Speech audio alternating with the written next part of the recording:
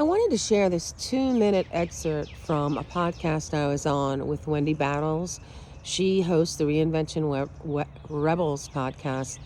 And I think the whole conversation on freedom is very important because we talk about what it means to be free to be yourself.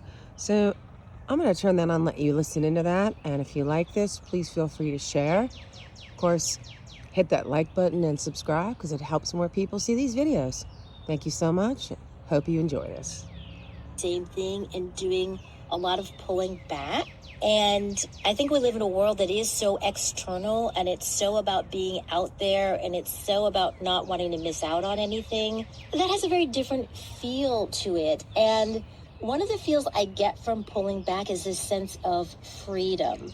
Like I'm freeing myself up in a way that I hadn't done before. I think I also discovered that freedom is like my number one value of what's important to me as I age. And I get that same sense for you. Would you say that's accurate, this idea of freedom in your life in your 60s? Yes, you're 100% accurate on that.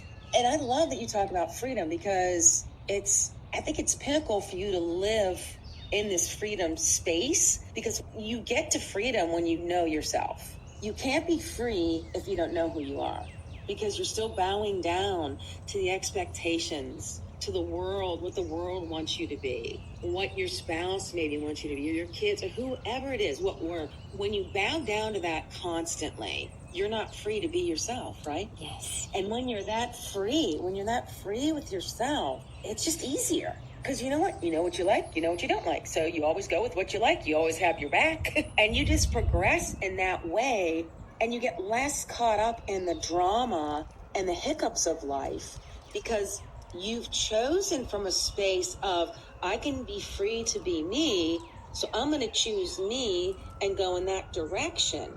Not in a selfish way, but in a way that when you show up, you fully show up and people want a piece of that. I don't know how many times I've had people say, your energy is so cool. And I'm like, thank you.